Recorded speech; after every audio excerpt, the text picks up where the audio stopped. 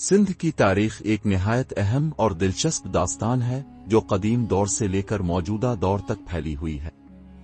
اس کا جغرافیہ، ثقافت، مذہب اور معاشرتی تنظیمیں ہمیشہ اس علاقے کی شناخت رہی ہیں، اور یہ علاقے کی تہذیبوں، سلطنتوں اور مختلف قوموں کے ذریعے بدلتی رہی ہے۔ قدیم تاریخ اور انڈس ویلی سولائزیشن۔ سندھ کی تاریخ کا آغاز قدیم ترین تہذیبوں میں سے ایک انڈس ویلی سولائزیشن سے ہوتا ہے، جو تقریباً 2500 قبل مسیح میں سندھ کے علاقے میں آباد ہوئی۔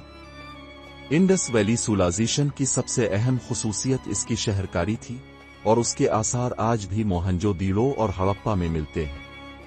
موہنجو دیڑو ایک عظیم شہر تھا جس کی گلیوں کا نظام، اینٹوں کی معیاری تعمیر اور نکاسی آب کا نظام اس دور کی ترقی کا عکاس تھا۔ اس تہذیب میں زراعت، تجارت اور ہنر میں نمایاں ترقی کی تھی، اور اس کے باشندے دنیا کے ان اولین لوگ تھے جو منظم شہر کی تشکیل میں کامیاب ہوئے تھے۔ موہنجو دیڑو کے باشندوں نے اپنے معاشرتی نظام میں نہ صرف تجارت بلکہ سائنسی علوم جیسے کیلکولیشن، معیاری پیمائشیں اور فلکیات میں بھی ترقی کی تھی۔ تاہم 19ویں صدی قبل مسیح میں اچانک انڈس ویلی سولائزیشن کا زوال آیا، جس کی وجہ شاید موسمی تبدیلیوں کی وجہ سے پانی کی کمی تھی۔ اس کے بعد سندھ میں آبادکاری کا رجحان سست پڑ گیا، اور یہ خطہ مختلف اقوام کے حملوں اور قبضوں کا شکار ہو گیا۔ عربوں کا حملہ اور اسلام کا آغاز۔ 712 عیسوی میں محمد بن قاسم کی قیادت میں عربوں نے سندھ پر حملہ کیا، اور اس کے بعد سندھ میں اسلام کی موجودگی شروع ہوئی۔ سندھ کا یہ حملہ مسلمانوں کے لیے بہت اہم تھا کیونکہ یہ باب الاسلام یعنی اسلام کا دروازہ کہلاتا ہے، جو ہندوستان میں اسلام کے داخلے کا ایک اہم مقام تھا۔ اس کے بعد سندھ کی زمین پر عربی ثقافت، زبان اور مذہب نے جڑ پکڑنا شروع کی۔ چچ نامہ جیسے تاریخی متون میں اس حملے اور اس کے بعد کے واقعات کا ذکر ملتا ہے، جہاں پر محمد بن قاسم نے بیبل شہر کو فتح کیا اور اس کے بعد پورے سندھ میں اسلامی اقدار کا پرچار کیا۔ قرون وسطی میں سندھ میں بعد میں آنے والی مختلف اسلامی سلطنتوں نے اس کے سیاسی، معاشرتی اور ثقافتی منظرنامے کو تبدیل کیا۔ ان میں غزنوی سلطنت، غوری سلطنت اور مملوک سلطنت شامل ہیں۔ ان حکمرانوں کے دور میں سندھ نے علمی اور مذہبی لحاظ سے ترقی کی۔ سندھی علماء نے مختلف علوم کی تحریر اور ترجمہ کیا، جن میں فزکس، جغرافیہ، طب اور فلکیات شامل ہیں۔ 14ویں صدی میں صوفیہ کا اثر سندھ پر بڑھا، اور یہاں کی معاشرتی زندگی میں ایک نیا روحانی پہلو شامل ہوا۔ سندھ میں لال شہباز قلندر، شاہ عبداللطیف بھٹائی، جھولے لال اور سچل سرمست جیسے عظیم صوفی شعراء اور درویشوں نے اپنی تعلیمات کے ذریعے لوگوں کی روحانیت اور اخلاقیات پر گہرا اثر ڈالا۔ ان صوفیوں کی تعلیمات نے مسلمانوں کی زندگی کو سادگی اور روحانیت کے ساتھ جڑا، اور سندھ میں صوفی ازم کا ایک مضبوط رشتہ قائم کیا۔ مغل دور اور سندھ کی تاریخ میں ایک اہم موڑ اس وقت آیا جب مغلیہ سلطنت نے سندھ کو اپنی سلطنت کا حصہ بنایا۔ 16ویں صدی میں اکبر کے دور میں سندھ کو مغلیہ سلطنت میں شامل کیا گیا، اور یہاں کے شہروں جیسے ٹھٹہ میں مغلوں کی عظمت کا اثر دکھائی دینے لگا۔ مغلوں نے سندھ میں نہ صرف علم و فنون کو فروغ دیا بلکہ یہاں کی معیشت کو بھی مضبوط بنایا۔ سندھ کی بندرگاہوں اور تجارتی راستوں نے مغلوں کو اقتصادی فائدہ پہنچایا۔